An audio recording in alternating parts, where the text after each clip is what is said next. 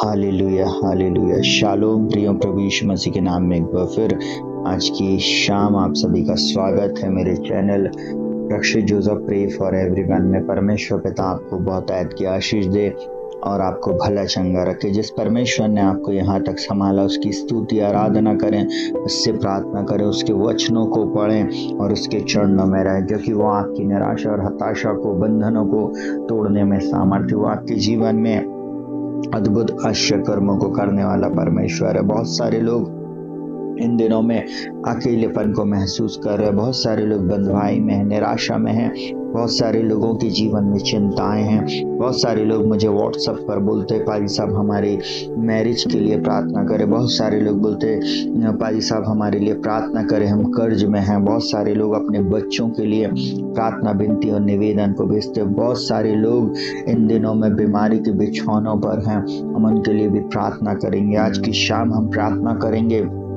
हर बंधुआई से मेरा परमेश्वर आपको छुटकारा दे और आपके जीवन में शांति आए, आपके जीवन में खुशी आए, आपके जीवन में परमेश्वर बहुत सारे बंद द्वारों को खोले। हालेलुया। हम उस परमेश्वर से जब प्रार्थना करते हैं उसके पहले हम एक वचन को पढ़ेंगे, क्योंकि हमारा परमेश्वर अद्भुत युक्ति करने वाला और पराक्रमी परमेश्वर, वो आपकी चिंता करता है। प्रियो, जब आप सुबह शाम की प्रार्थना को सुनते हैं, इन प्रार्थनाओं के द्वारा आप बहुत सी आशीष को प्राप्त करेंगे। बहुत सारे लोग अपनी गवाहियों को आप देखना YouTube के कमेंट्स में जाकर, तब आपको पता चलेगा कि बहुत सारे लोगों ने अपने कमेंट्स में लिखा कि हमने इन प्रार्थनाओं के द्वारा, इन गीत संगीत के द्वारा आशीष को प्राप्त किया है। आप भी अपने कमेंट्स जरूर से करें, परमेश्वर निश्चय आपको आशीषित करेगा। और अगर कोई ऐसी बात है तो आप हमको पर्सनल भेजें व्हाट्सएप नंबर पे और हम आपके लिए निश्चय प्रार्थना करेंगे और परमेश्वर आपको बंधनों से, निराशाओं से और दुष्शक्तियों के प्रभाव से आजाद करेगा। हालेलुया। आइए एक वचन को हम पढ़ेंगे और उसके बाद हम प्रार्थना में जाएंगे। इफिसियों की पत्री उसका 3 अध्याय और उसका 20वां वचन इस प्रकार से बोलता, अब जो ऐसा सामर्थ्य है कि हमारी विनती और समझ से कहीं अधिक काम कर सकता है, उस सामर्थ्य के अनुसार जो हम में कार्य करती है। हालेलुया।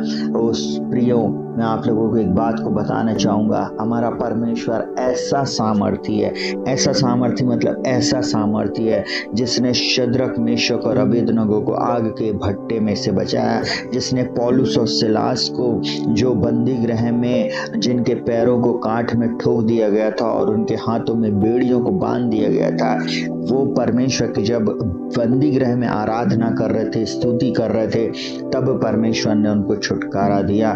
आपको मालूम है बंदी गृह से निकल पाना नामुमकिन बात थी, परंतु उनकी स्तुति और आराधना ने बंदी गृह के दरवाजों को तोड़ दिया, क्योंकि परमेश्वर का स्वर्गदूत उनके लिए उस कार्य को किया। और मैं ऐसा बोलूं कि परमेश्वर से प्रार्थना करने वाले, उससे विनती करने वाले, उसकी स्तुति आराधना करने वाले हमेशा विजयी रहेंगे, वे हमेशा सामर्थ्य रहेंगे, वे हमेशा निराशा और हताशाओं पे विजय को प्राप्त करेंगे। और मैं ऐसा बोलूं वे कभी निराश रह ही नहीं सकते हैं, उनको कभी दुख होएगा नहीं। इसलिए हमेशा स्तुति आराधना करें, इसलिए हमेशा बाइबल को पढ़ें, इसलिए अच्छे संदेशों को सुनें और परमेश्वर की निरंतर, चाहे परिस्थिति कितनी भी विपरीत क्यों ना हो, परमेश्वर की आराधना करते रहें। तब आप अपने जीवन में चंगाई को पाएंगे, छुटकारे को पाएंगे।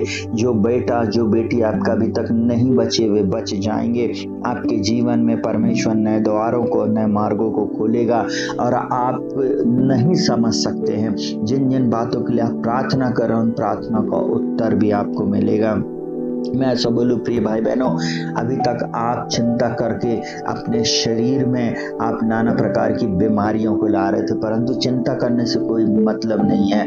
परमेश्वर का जीवित वचन है, उसमें प्रतिज्ञाएं हैं। इन प्रतिज्ञाओं को लो और इनको हाथ उठाओ, अब बोलो, घोषणा शुरू करो, प्रभु आप जो ऐसे सामर्थ्य हैं, जो हमारी प्रार्थना विनती निवेदन से कहीं अधिक काम कर सकते हैं, उस सामर्थ्य के अनुसार जो मुझ में कार्य करता है, बोले प्रभु आपकी सामर्थ्य मुझ में काम करती है और क्या सामर्थ है, उसी का आत्मा जिसने मसीह को मुर्दों में से जलाया वो आपको भी जलाएगा। वो आपकी विपरीत परिस्थिति को जला देगा।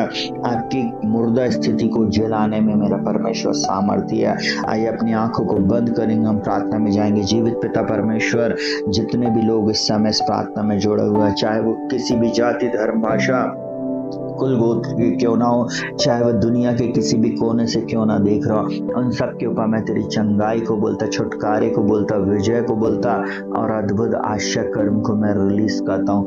हर बंधन टूट जा, हर श्राप टूट जा और हर देखी अनदेखी शक्ति का प्रभाव इनको छोड़कर चले जाए। यीशु के नाम में मैं तेरे लहू में इन्हें ढांपता हूँ प्रभु जी, और हर व्यक्ति के ऊपर मैं छुटकारे की घोषणा करता हूँ प्रभु जी।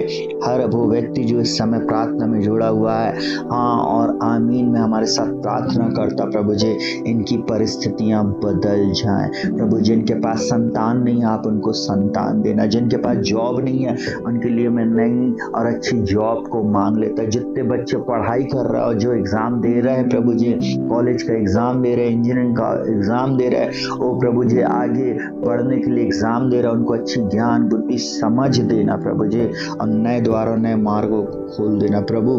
मैं प्रार्थना करता हूँ जितने बीमारी के बिछौने पे हैं, उनके बिछौनों को पलट देना प्रभु जी, और इनको प्रभु आनंद से भर देना है। इनकी सहायता, मदद और अगुवाई कर, और कल सुबह का प्रकाश आपकी दया में ये देखने पाए, यही मेरी प्रार्थना। मैं प्रार्थना करता हूँ अब तक आपने हम सबकी सहायता, मदद और अगुवाई किया है, आगे भी आप हमारी सहायता, मदद और अगुवाई करें। सारा आदर, महिमा, सम्मान आपको देते प्रार्थना को प्रभु यीशु के नाम से मांगते, सुनो ग्रहण कर, आमीन। प्रियो शालोम, प्रभु आपको बहुत आयत की आशीष दे। आप सभी को धन्यवाद, आप हमारे साथ जुड़े हुए हैं और आपने हमारे चैनल को सब्सक्राइब